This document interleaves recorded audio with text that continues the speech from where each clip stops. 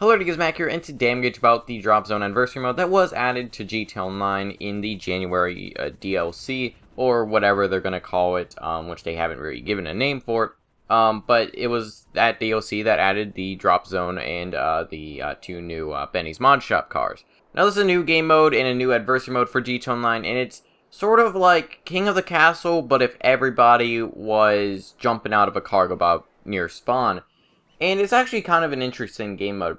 It kind of reminds me of, if any of you guys actually played Medal of Honor Airborne. Yeah, me neither, I never played that. But it does actually feel quite similar to that. And I actually really do like this game mode. It's one of the more competitive game modes, I'd say, that are, one of the more competitive adversary modes. Because, it's very intense. Whenever you go and you're dropping and you have people on the ground level, there's people dropping in.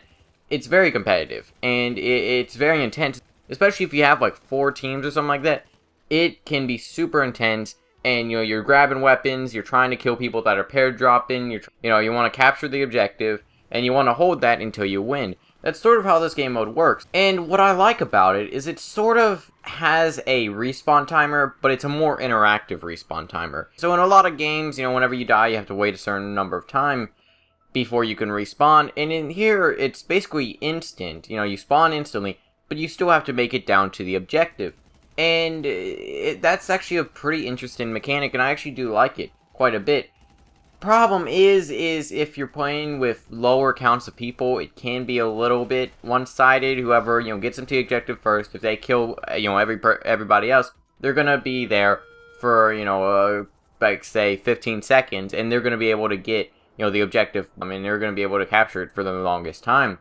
Because, everybody else is trying to, parachute down and, or skydive. You can just, go down, and that's what I usually do. Is I don't even, pull my parachute until the very end, pretty much, just so I can get down there faster. And also, if you're, like, parachuting, especially in auto-aim, which I did play a little bit of this in auto-aim, just because I could find servers easier there.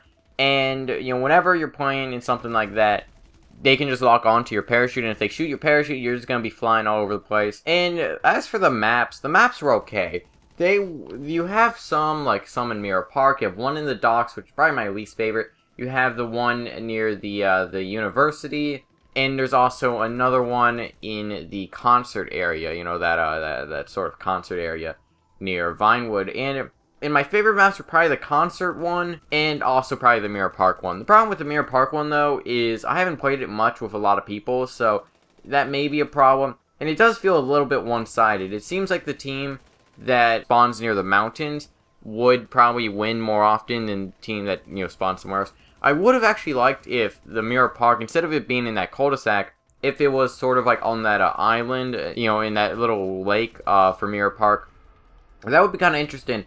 Now, of course, you have the trees there, and it would probably be super one-sided, depending on how they, place the spawn points. But that would actually be a little bit more interesting, in my opinion. What this game mode sort of feels like is it's sort of like Across the Line, but more of a 360 version of it, especially if you're playing with a lot of teams. If you're playing with 4 teams, it's sort of like this multi-directional Cross the Line, where you have to hold the objective, and I like that. Cross the Line, it's this super linear experience. You have basically, most maps are like 3 lanes, and you're going to see people in the middle, and you're going to see people in each lane, and then you try to make it to their base.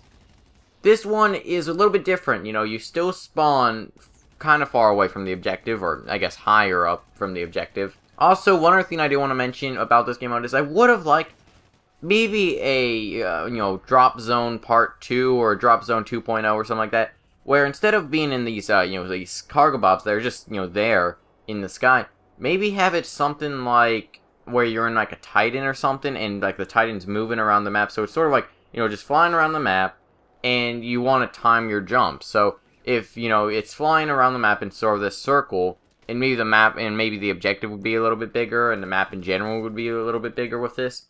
But, it's flying around, and then you want to time your jump. That would be actually kind of interesting, instead of it always being spawned in the same spot. I don't know how that would work. I don't know if that would ever be added, but I think that would be a little bit of an interesting twist on this. Or maybe if you're flying around in like a dodo and you're hanging onto the side or something, that would be kind of interesting. And that would just be whenever you spawn in. But anyways, let me know your thoughts on this game mode in the comments, because in my opinion, it's one of the best adversary modes in the entire game from what I've played. And what I like about it is that not only is it kind of interesting, it's sort of like King of the Castle. And what I like about this is it's sort of King of the Castle. And we have seen in the past with, like, say, Beast vs. Slasher, that's Hunt the Beast, but a more, I guess, competitive version. And I like that about it. You know, they are sort of taking these free mode events, which one of my biggest complaints about the free mode events is that they were cool, but they were only in free mode, and you can't really control free mode. It's hard to, you know, make sure everybody's going to be doing that, you know, event and stuff like that. So I do really enjoy this game mode. But let me know your thoughts on this adversary mode in the comments. Hope you enjoy. Feedback is pretty. I'll see you guys in the next video.